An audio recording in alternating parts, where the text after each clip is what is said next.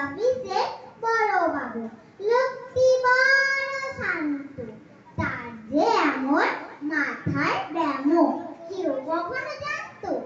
দিব্যি ছিলেন খোশ মেজাজে, চেয়ারখানি চেপে একলা বসে ঝিমঝিমিয়ে হঠাৎ গেলেন খেপে। আজকে উঠে হাত পা ছুড়ে চুক্তি করে গোল, হঠাৎ বলেন গেলুম গেলুম আমায় ধরে তোল। তাই শুনে কেউ বদ্যি ডাকে, কেউ বা হাঁকে পুলিশ, কেউ বা বলে কামড়ে দেবে সাবধানে কি তুলিস। ব্যস্ত সবাই এদিক ওদিক করছে ঘোরাঘুরি, বাবু হাঁকে ওরে আমার গোঁফ গিয়েছে চুরি।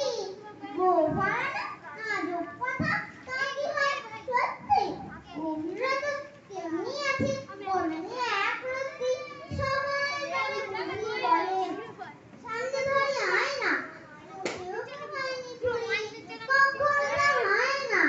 রেগে আগুন তেলে বেগুন, তেলে বলেন তিনি কর্ম কথা ধার ধারি নেই, সব বেটাকে চিনি।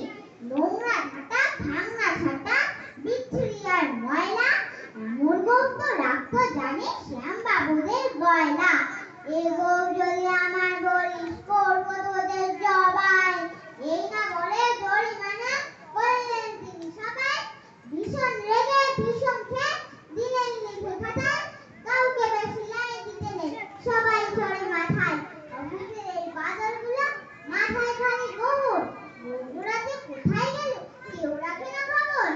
কিচ্ছু করে এই বেটাদের মুখ পুড়ে খুব নাচি, মুখগুলোর মুন্ডু ধরে গাল দিয়ে চাচি। গোফকে বলে তোমার আমার, গোফটি কারণ কেনা, গোফের আমি গোফের তুমি তাই দিয়ে যাইছে না। গোফকে বলে তোমার আমার, গোফটি কারণ কেনা, গোফের আমি গোফের তুমি তাই দিয়ে যাইছে না।